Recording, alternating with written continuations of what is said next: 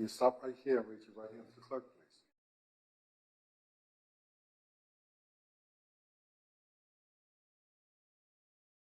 Hi, good afternoon.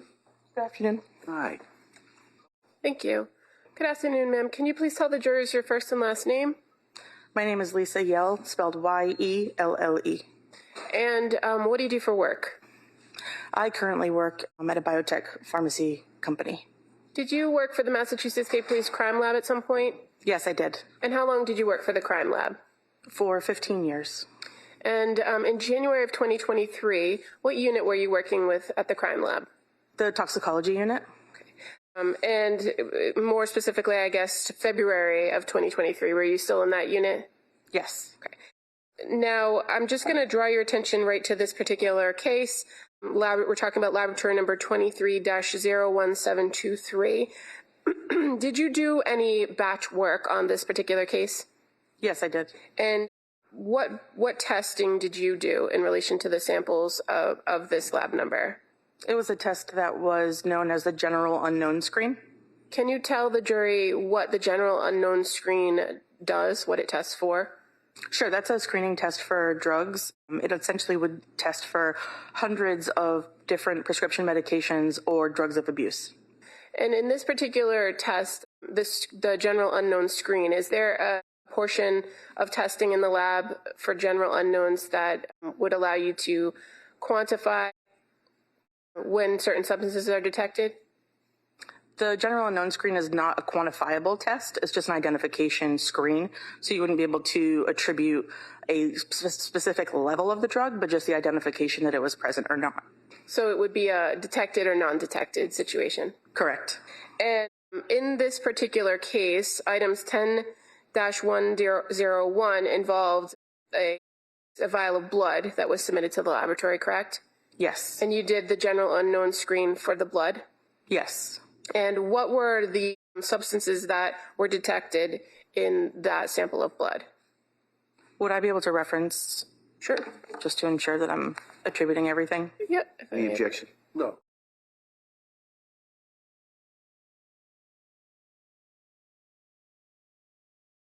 Okay. Does that refresh your memory as to the substances? Yes. So fair to say mirtazapine, lamotrigine, Trazodone. And quetiapine. quetiapine, and the quetiapine metabolite, correct? Yes. In that particular screen of the blood, all you're able to tell is whether they're detected or not.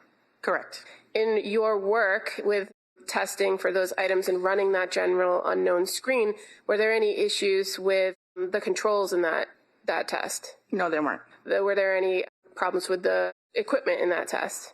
There was a syringe issue, which means essentially if you consider a needle that has a plunger on the top, it would have essentially gotten stuck at some point within the batch run, which could run for 24 to 48 hours. It's a very lengthy run.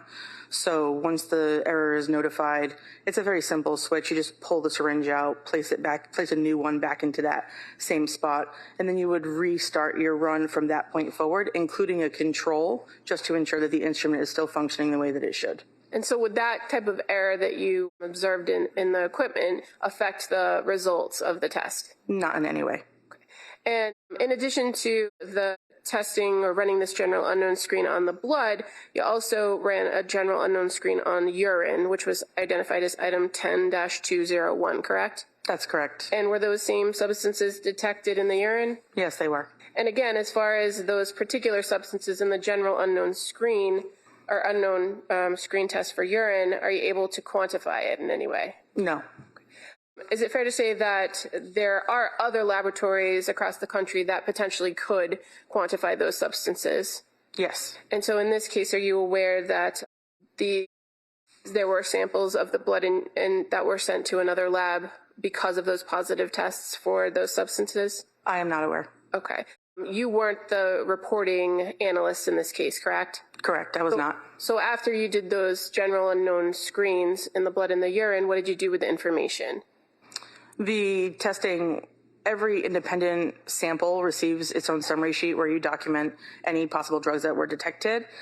All of the sheets are submitted to what's called a batch review, so a secondary person will independently review everything and ensure that they drew the same conclusions that I did. Once both people have agreed, all of the paperwork that is generated is filed within the respective case files, and then that's later submitted to an analyst at random to author the report and review the entirety of the case.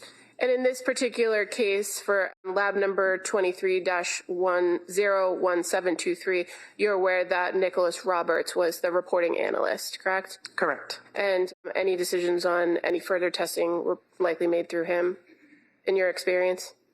Yes, it definitely would not have been part of the role for someone doing a portion of the testing within a case. And as far as the particular substances that were detected, when you are running these tests, it doesn't tell you that there were several different drugs that were necessarily consumed by the individual, correct? I don't know if I understand your question. Well, are there certain substances that come up in these screens that could be attributable to the same type of drug? There are certain, we would call them parent drugs and metabolites. Once you ingest a medication, your body will begin to metabolize or break that drug down. So there could be metabolites that are related to the parent compound of the medication that was taken. So where there were five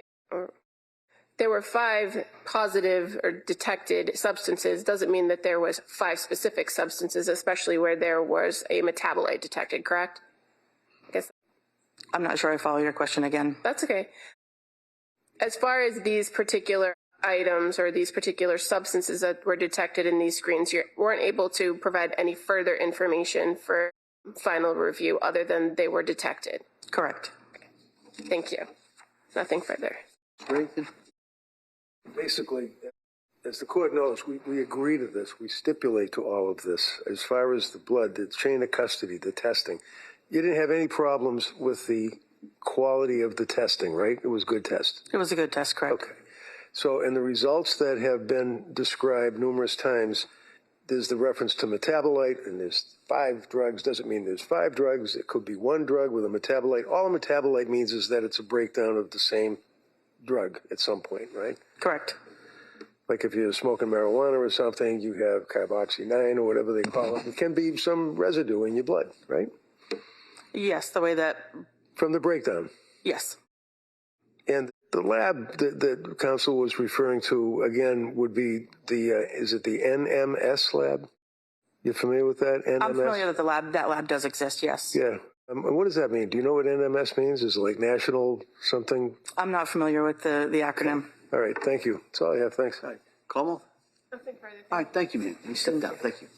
Counsel, can I see you at sidebar?